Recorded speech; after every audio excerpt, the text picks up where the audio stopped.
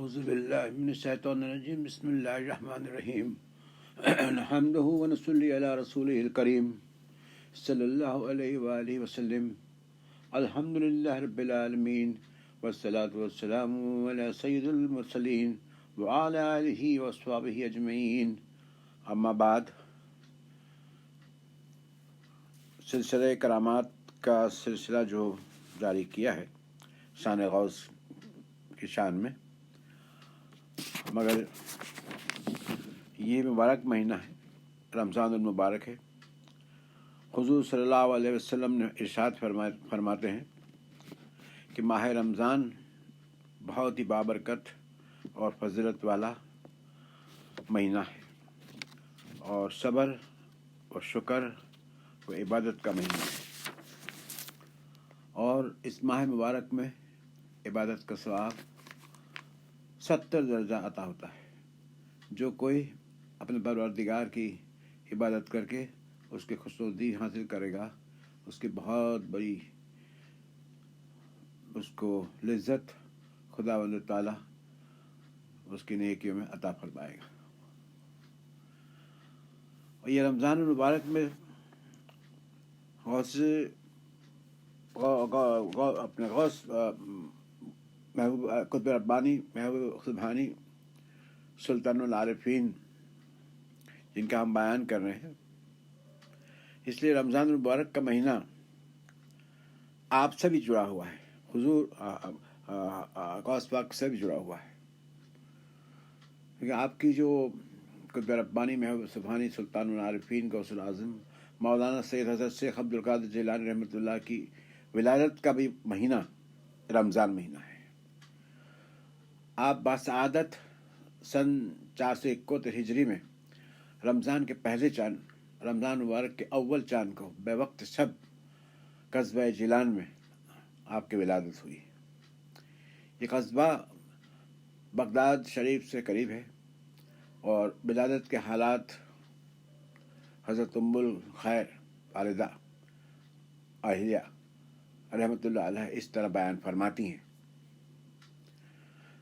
نصف سب گزر چکی تھی، یعنی آدھی رات ہو چکی تھی، میں نے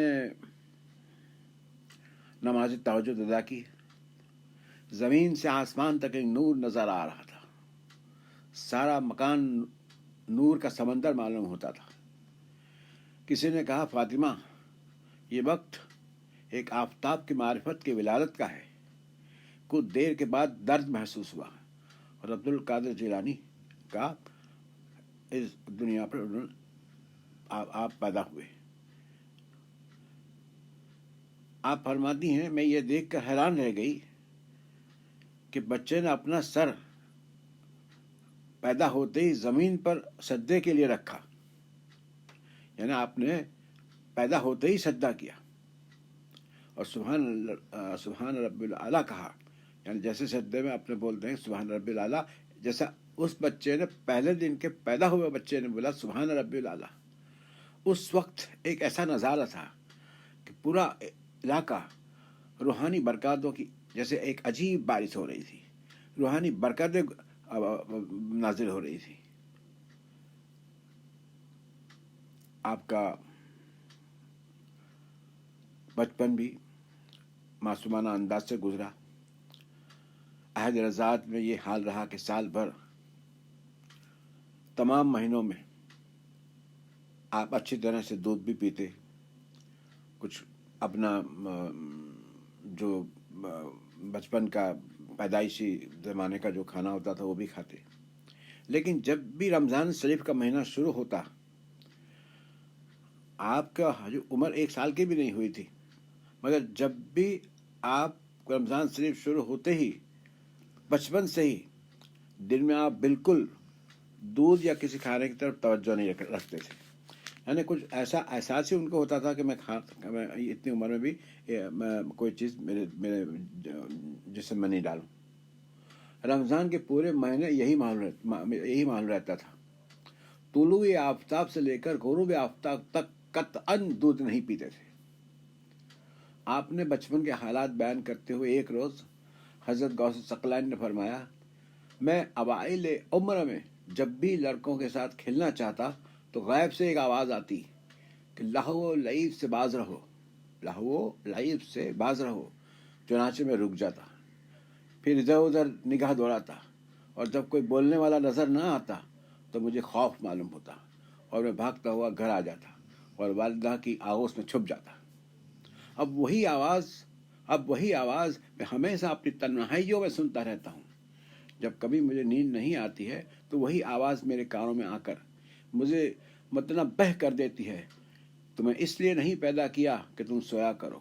ایسی آواز آئی۔ اگر کبھی نیند کا زیادہ غلبہ ہوتا تو یہ ہدایت ملتی تھی کہ ابھی تم کو اس لیے ہم نے پیدا نہیں کیا، سویا مت کرو۔ تن آسانی تیرے لیے نہیں، ایسی آواز آتی ہے، ہدایت ملتی ہے کہ تن آسانی تیرے لیے نہیں، ذوق اطاعت تیرا حصہ ہے، جو عبودیت کے فرائض سے بیگانہ اور آشنا کر۔ روحانی ترانہ اور سرمدی نغمہ سنا، تیری زبین پر آشنا، یعنی آپ کے آشنا کے لیے، نرم بستر کے لیے نہیں اٹھ، یہ تیرے لیے نرم بستر سونے کا جو ہے وہ تیرے لیے نہیں ہے، اس لیے اٹھ جا اور ناموس دین کی حفاظت کر۔ ناموس دین کا یعنی دین اسلام کی حفاظت کے لیے تو تیار ہو جا، جو اب تک غفلت اور مدہوش میں ہے، جو دین ہے اب تک غفلت میں اور مدہوش ہے، اور ان کو جامع معرفت سے سرشار کر۔ ایک جامع اپنے یہ جو معرفت ہوتی ہے جو حالات سے اتر کر ان کو حالات کے جو ابھی حالات سے گزر رہے ہیں اس میں سے باہر نکال۔ ایسے آپ کا اسم غلامی عبد القادر، کنیت ابو محمد اور لقب محی الدین ہے۔ یعنی آپ کا جو سلسلہ میں نے آگے بھی کہا تھا کہ حضور صلی اللہ علیہ وسلم تک پہنچتا ہے۔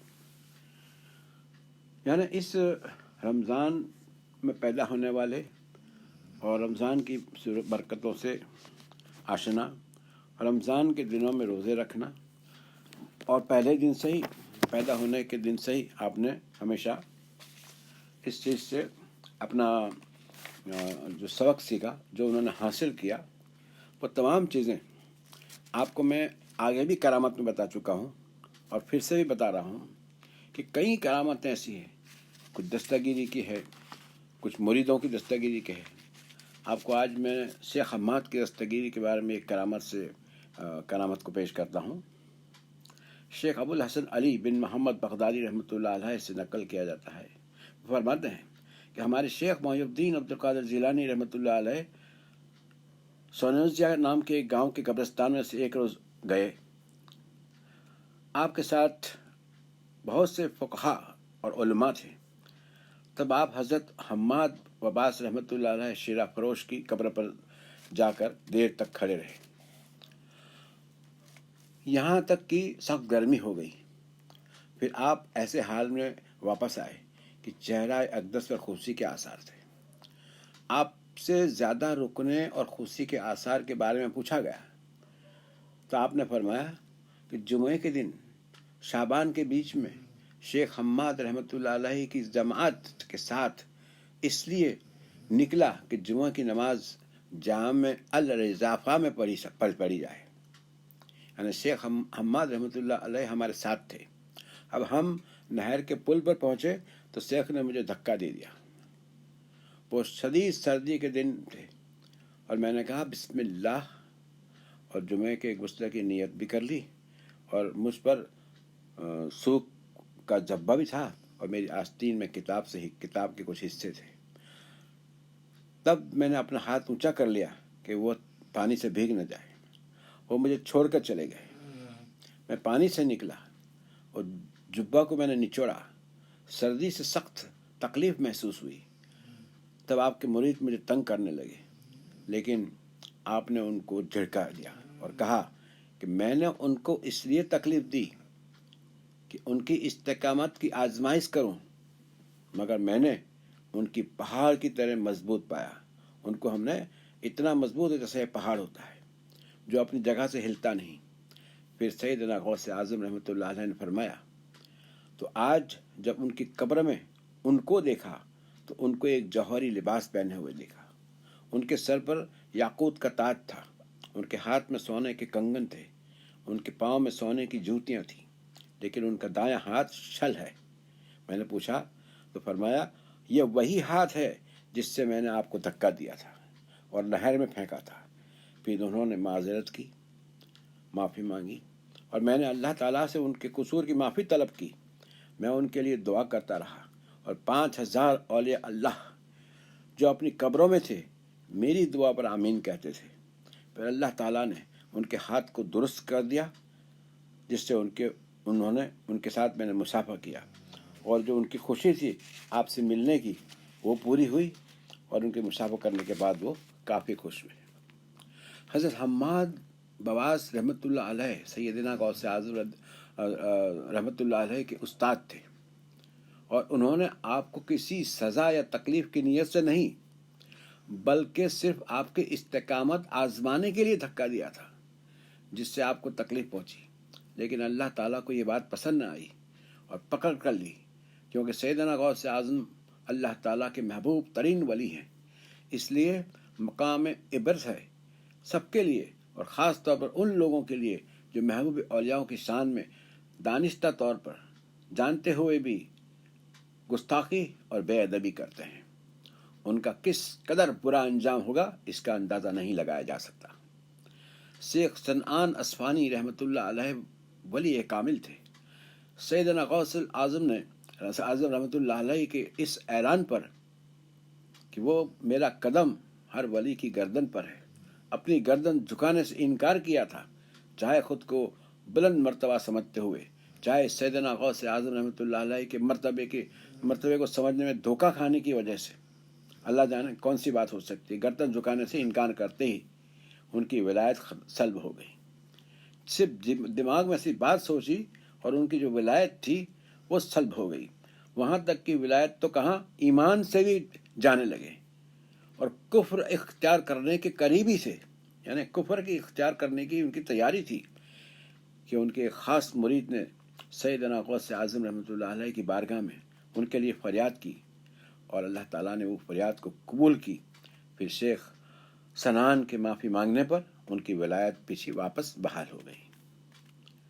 دوسری تشریح اس کے بارے میں بتائی جاتی ہے کہ سیدنا غوث اعظم رحمۃ اللہ کی یہ کرامت کہ ایک تو آپ نے قبر کا حال جان لیا کہ قبر میں حضرت حماد بابس رحمۃ اللہ علیہ کے ساتھ کیا معاملہ ہو رہا ہے، وجہ بھی جان لی، اور آپ نے استاد محترم کی اس تکلیف کو بھی اللہ تعالیٰ سے دعا فرما کر دور کروا دیا، یعنی علم غیب، تصرف و دستگیری کی اس کرامت سے ظاہر ہوتی ہے۔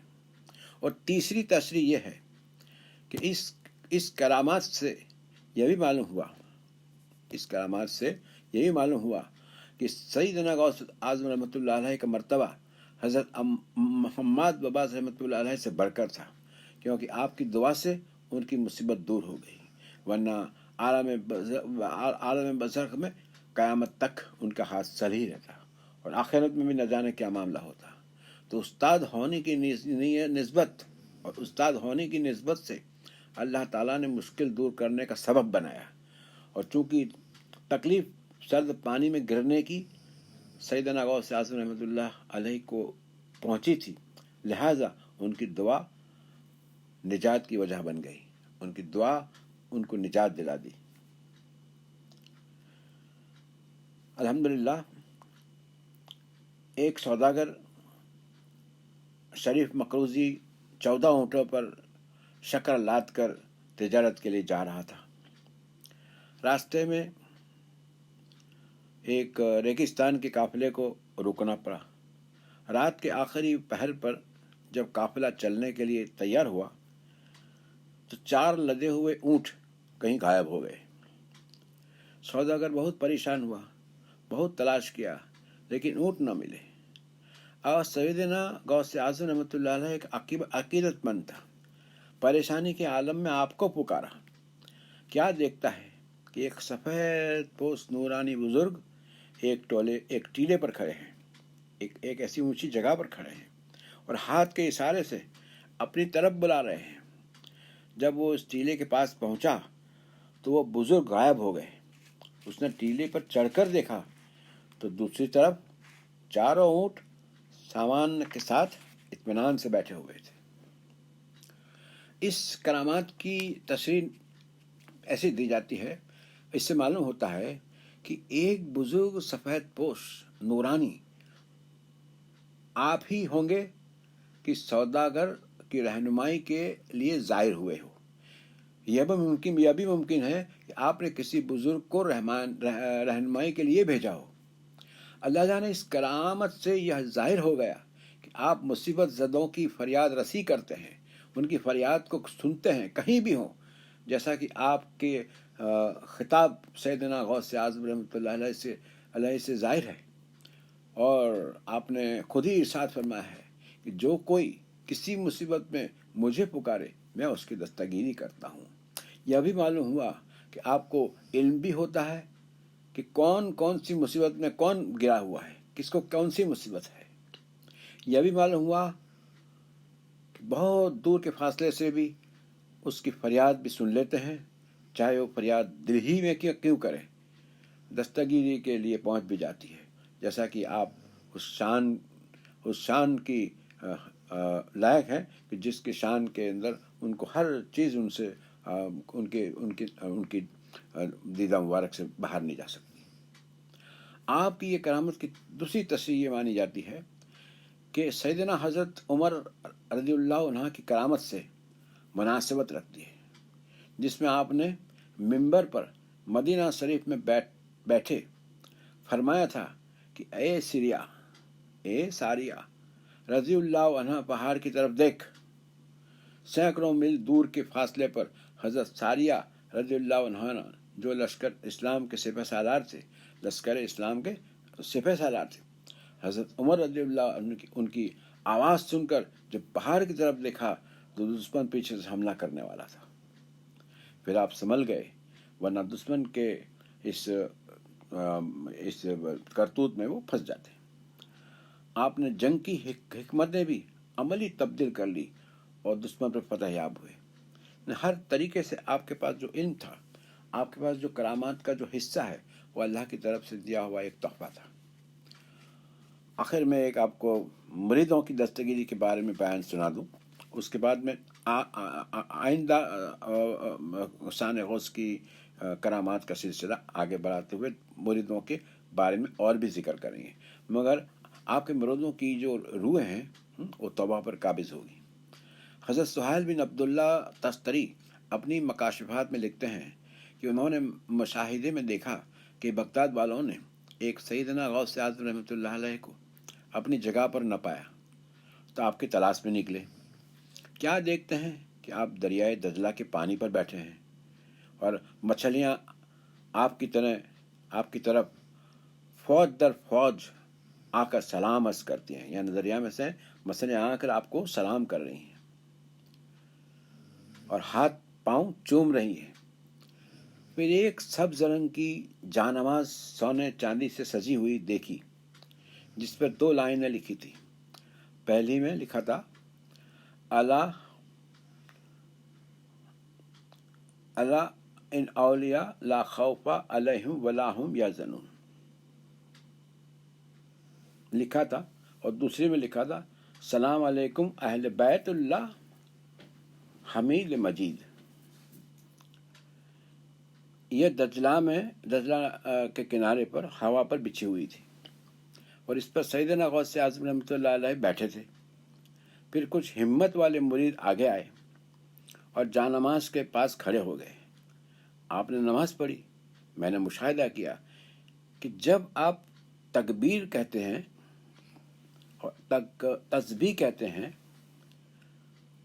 تسبیح کہتے تھے تو حاملان عرش اور آسمانوں کے فرشتے بھی آپ کے ساتھ تکبیر پکارتے تھے۔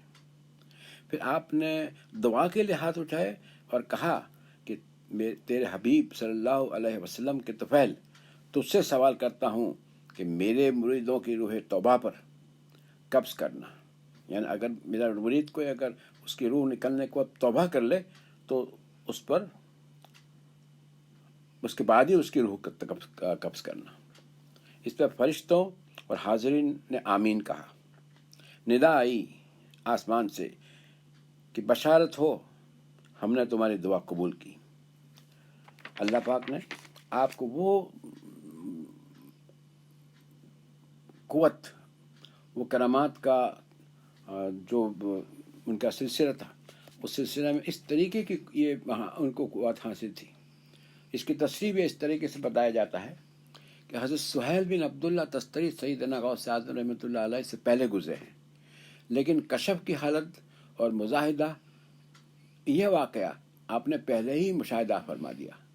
इस वाक़े से सैयदना गौस आज़म रहमतुल्लाह अलैह की मुरीदों के लिए खुशखबरी है कि बग़ैर तौबा के नहीं मरेंगे, और सैयदना गौस आज़म रहमतुल्लाह अलैह के अज़ीमुल मर्तबा और मर्तबत होने की भी दलील की है कि आपकी दुआ मुबारक पर फरिश्तों ने भी आमीन कहा और खुदा बुजुर्ग बरतर की तरफ से कबूलियत हुई और खुशखबरी मिल गई। खुश नसीब है वो शख्स कि जो आपका मुरीद हुआ है और आखिरी सांस तक इस इरादत, अकीदत और मोहब्बत को बरकरार रखा ताकि मुरीदों में शुमार रहे और इस खुशखबरी के हकदार बने। एक कसीदे में आपने बयान फरमाया, है मेरे मुरीद मेरे दामन को मजबूती से थाम ले और मेरे साथ पुख्ता इरादा कर और पुख्ता इरादा हो ताकि दुनिया में और क़यामत के दिन मैं तेरी हिमायत करूँ। इसकी और भी तस्रीह बताई जाती है कि सैयदना गौस आज़म रहमतुल्लाह अलैह ने फरमाया कि मुझे, आपने फरमाया कि मुझे, आप फरमाते हैं, आपने फरमाया कि मुझे एक सहीफ़ा दिया जाए। एक सहीफ़ा दिया गया जिसमें क़यामत तक आने वाले मेरे असहाब और मुरीदों के नाम लिखे थे, और मुझसे एक हक़ ताला ने फरमाया कि इन सब को मैंने तुम्हारे साथ बख्श दिया है। ऐसे कई दाखिले हैं कि जो बताते हैं, जो साबित करते हैं कि आप जो मुरीदों की जो उनके साथ नज़दीकी थी या मुरीदों के साथ उनका जो सलूक था, उसके ज़रिए हर मुरीद के लिए अगर वो रूह के ऊपर वक्त तौबा कर लेता है तो आप उस तौबा को अल्लाह के पास कबूल करवा उसको अपने हकदार बनाते हैं। इंशाअल्लाह ताला आइंदा 11वीं शरीफ के दिन जो गैर कौम के मुरीद अपने दिल में उनकी मोहब्बत रखते थे, उनके बारे में आपको कुछ करामातें का जिक्र करेंगे। रब्बना आतिना फिद दुनिया हसनतुम व फिल आखिरति हसनतुम व क़िना अज़ाबन्नार। अस्सलाम।